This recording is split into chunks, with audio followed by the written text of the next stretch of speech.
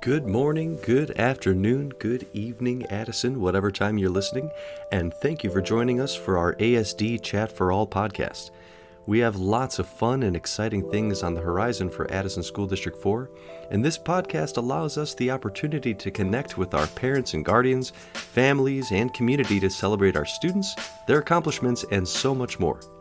Your hosts for this podcast are ASD 4 Superintendent Dr. Nick Sutton and myself, Dean Constantopoulos. You interested in hearing more about what's going on in District 4? Come on in and have a chat.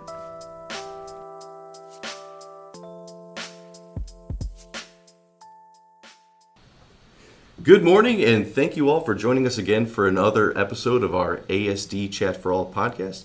My name is Dean Constantopoulos. I'll be one of your hosts today, and I'm here with my co-host, Dr. Nick Sutton. Nick, it is kind of a gloomy day today. But I'm doing well. I'm nice and dry. I was able to escape the walk-in from most of the rain, so hopefully whenever anybody's listening to this episode, it is nice and sunny then. That's right. And you know, it may be gloomy outside, but we got a sunny disposition in here. Yeah. That was terrible. But it's a great vamp into our very special guest here. We've got our Assistant Superintendent for Business and CSBO, Mr. Tim Keeley. Tim, how are you today? Good morning. Be still my beating heart. Sunny. Aren't you kind? Well, thank you. You're the kind one for joining us today on this episode of the podcast. So, how are you doing today to start off? I'm doing well. Yeah, acknowledge the rain. We needed it, right? That's true. Right? We needed the rain. It's been a really dry summer. Our water bills have been out of control. So, but I'm sure that's not why our listeners are listening.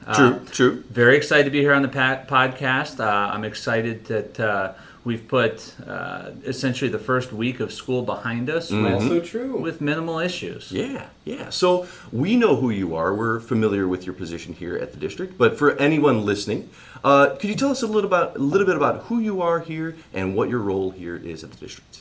Sure, absolutely. So I am the official title is the Chief School Business Official. Most school districts have one of those, and essentially I'm in charge of everything operation-wise, finance, food service, transportation, etc. And I am starting my 6th year here with the district. Oh, great. Awesome. Well, congratulations, and we're so glad to have you here.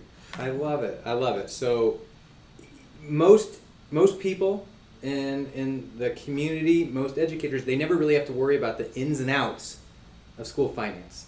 So if anything, because I know it is more complicated than it can be answered quickly, but what's a brief overview of how schools budget? When exactly is their fiscal year? What does it mean? What does the term tax levy mean? Could you kind of provide an overview for anybody out there listening that is always curious when they pay those property taxes? How exactly does that align to a school budget?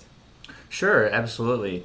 Great question. But first, one of the things I want to talk about is, to be successful in my role, all those things aren't complicated to people. I should be able to come to the board meetings in my little, couple minute snippet of time that I have there to explain these things, whether it is the budget, the cycle, by the way, it's July 1 to June 30th, that's our fiscal year, or the tax levy, which is very complicated. And I could sit here and complicate it for everybody, but my job is to translate things into layman terms. And so again, whether it's talking about tax levy, whether it's speaking with a teacher or an administrator about budgeting or any of those things, it's my job to make it essentially as simple as possible. And sometimes we joke in our office, explain it to me like I'm a 4th grader. Yep. And in all honesty, if we can explain it to the average taxpayer in the community in a way that they don't walk away going, oh my goodness, I don't know what we just talked about, then I think we're doing our job. Absolutely. And I know that a lot of our families will appreciate that stance and that way of going about it. Sure. So I'm going to take the next 25 minutes and talk about the tax levy. Excellent. We're going to get real deep into the details. I'm only kidding, of course. But to circle back and answer Nick's question and not avoid it, the tax levy is something that all property owners in the community pay. And when you look at your tax bill, you're going to have several taxing bodies on there, whether it be the fire department, the village, the mosquito abatement in some communities, and generally the largest part is the school district. So we get the most attention. And, you know, if you're a taxpayer that doesn't have kids in the school district, you're usually the one asking the most questions. And so what we like to talk about in terms of that is that certainly the quality of the education kids can get in your community directly impacts the value of your home. Realtors know that, and we know that. So then explaining how we're investing that money and how we're investing, you know, if you look at an average tax bill and you see that a large chunk is going to the school district, well, that's an investment they're making. And all community members really want to know is, are we doing right by their investment? And I feel that as a school district, we do a great job. Excellent. Well, I know that if anybody listening has seen any of our recordings of the board meetings, or if they've come to any of our board meetings, Mr. Keeley has always done a really great job of kind of explaining all of these, like the business side of the school district in a way that really is easy to understand, much as he's explained today. So thank you again for doing that for everybody. So now we are here for a pretty specific reason, because we've had a lot of questions about a particular topic in a particular topic specifically, right? So people want to know about something called hazardous crossing. So for anybody that doesn't know, could you explain to us what is a hazardous crossing, and how do we determine which area you can designate as a hazardous crossing? Certainly. So there is a 33-page guide that the Illinois Department of Transportation has put out about school bus safety and hazardous crossings. So rather than have that in front of me today and quote chapter and verse, I'll, as I explained earlier, I'll do it in layman's terms. Excellent. And basically, by virtue of state statutes, we're responsible for making sure kids can get to school safely, right? As a school district, we have a responsibility, if we choose to transport our students by bus, to afford transportation to students that is equitable and fair and based on road safety. The typical threshold for student transportation is 1.5 miles. So any child that lives within 1.5 miles of the school would be designated a walker. Anyone 1.5 miles over would be designated a busser. And that means something different at every school district, but that's just kind of the basic foundational distinction there. Now, within your folks that are your students that live within 1.5 miles, it's possible there could be significant hazards between them and the school. Certain things like railroad tracks, multi-lane highways, busy streets with a high speed limit, things like that. So what this guide provides us is a step-by-step to measure any and all road crossings that a student may traverse.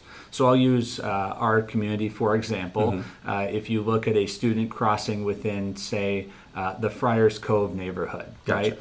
You're going to not have any danger whatsoever, according to this metric, in crossing a road within a neighborhood, right? Gotcha. 20, 25 mile an hour streets, very little traffic volume, etc.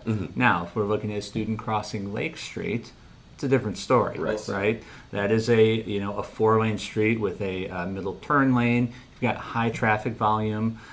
You've got a speed limit ranging between, I believe, 35 and 45, although I've seen Dr. Neck do about 70 up and down that road. I don't know about that. Okay. But there are a lot of different things. Is there a curb? Is there not a curb? Is there a sidewalk? How close is the sidewalk to the street? Again, and then you look at car volume, which the county does publish for us. So what we do is on an annual basis as a school district, we review where we have identified hazardous crossings, and we make sure that we're meeting that standard. Now, another layer that our school district put into place however long ago, certainly before my time, are our crossing guards, right? Yeah. So when you have a crossing guard, you do reduce some of those factors, right? You have a responsible adult there to shepherd the children across the street, and so that certainly does factor as well. So again, that is the long answer, and we look at every crossing on its merit. And if parents have concerns, they certainly should be reaching out to the principal, who would work with our department to identify additional hazards. I love it because I have two takeaways. Is that it's really not just a subjective process. Like, there's a framework that we follow to determine what is a hazardous crossing, and more than anything, we're here to serve. And so if we have somebody that has a question or concern, you're the guy to go to. You're that step to say, hey, what about this, or was this considered? and we can provide rationale of why or why not.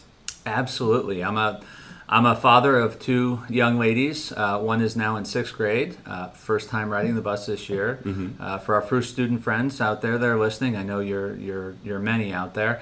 It's been going well, so thank you for the busing in Glen Ellen. But anyways, my younger one is a walker, and so I do know, how this applies. I will say early on in my career, without getting too far off topic, I didn't have kids when I started in school business 15 years ago, and so I can say that's changed my perspective for the better. And so I certainly look at our little ones, our kindergartners and our first graders, and I understand how stressful that can be for parents. And so we we have a duty to make sure our kids can not only get to school safely, but even getting to bus stop safely.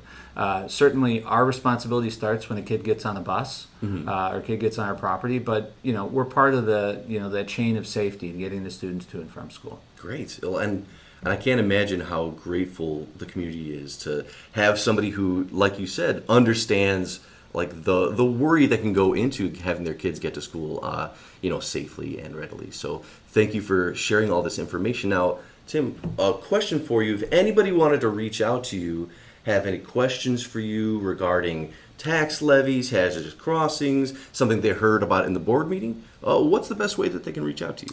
So my direct phone number is 630-458-2434, or they can email me at tkeeley@asd4.org, or make an appointment.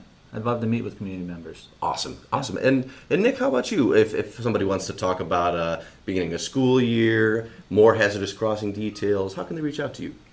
Easiest way through district email or phone, just like Mr. Keeley talked about, but you know me, Dean. I love my Twitter. At Dr. Nick Sutton's an easy way to do so. What about you, sir? Same way. Twitter's a great way. At Addison SD4. Well, Tim Keeley, thank you so much for joining us today on this episode of ASD4 Chat for All. I'm off the hot seat. Yeah. Well, we're going to have you back on very soon. Oh, boy, it went that well. Oh, yeah. Okay. And for everybody listening, thank you for listening, and we will catch you next time. Thank you for tuning in to our ASD Chat for All podcast. Check us out at www.asd4.org, Spotify, or wherever you listen to podcasts for more. We'll be back soon with another episode, so stay tuned.